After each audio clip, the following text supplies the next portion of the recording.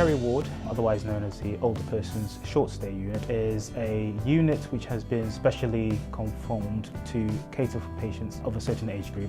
We're an amalgamation of being able to provide an acute medical unit for older persons, as well as look after the frail and try and bridge the gap between the two.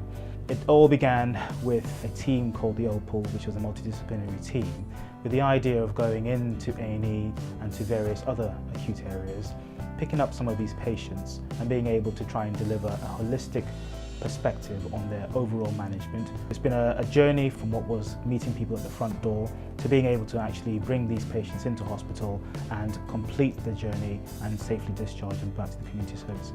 We know that our length of stay has dropped quite significantly.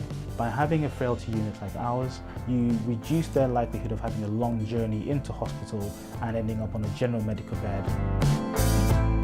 Starting with the clinician, going through to nursing care, physiotherapy, nutrition and dietetics, pharmacy, and all other aspects of care that you might envisage an elderly patient may need. And once they come to the Cherry Ward, what we do is nurses will do the assessment, that's from head to toe. Then the doctors also will do their assessment. Then at the same time, the therapists will come and do their assessment in ensuring that the patients are back onto their feet.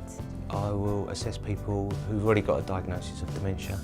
We're looking at their baseline functions, so how they usually are before they came into hospital.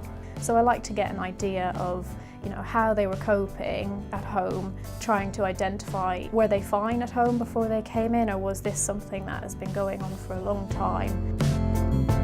What we've been looking at is something called deconditioning. Deconditioning of muscles, deconditioning of your bones, deconditioning of the mind. We try and get patients home within 5 days. Deconditioning starts pretty much from the moment patients are admitted into hospital. For people with dementia, if you stop using it, you're likely to lose it. So it's really important that we support them in all those skills that they are able to do. So we're all very pro, look, you're in hospital, but you wouldn't sit in your chair all day at home. So once we get you okay, the idea is to get you moving. Because I've got a weak arm, I have to do exercises with that, and my legs up and down and stamp, and always all sorts of exercises. The nurses and the staff, they kind of keep encouraging them to engage, to speak with them, to sit out and eat.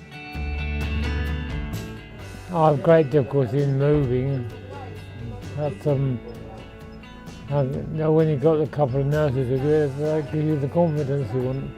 And because we've got specific nurses who know what the goals are, or we know we've got specific physiotherapists, or all the doctors, or all the dietitians are aware of this, the message is consistent. Different disciplines all come together in the morning around 8 o'clock to discuss the patients on the ward and the plan for each patient that day. And that is attended by our therapists, by the pharmacists, by the doctors, nurses, and our Admiral dementia specialist nurse. It's day by day, the regular meetings, the multidisciplinary input, we're learning from each other. We're learning what each other, people's strengths, what other discipline strengths are. They have a lot of different patients to deal with, but they seem to give everyone really personal attention, and they know their names, and they really make an effort to be kind. A lot of families are sitting there going, why can't mum walk to the bathroom? And you're like, well, mum has X, Y, Z. And it's not just saying X, Y, Z, it's explaining it. And we're able to do that. Dr. Cowley as well, he's just been amazing at explaining in simplistic terms to us the whole process.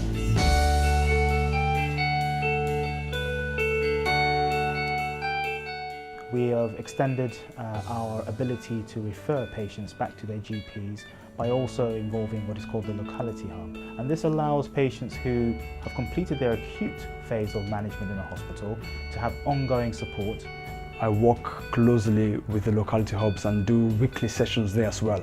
So sometimes I can see patients discharged from the frailty unit in the locality hub.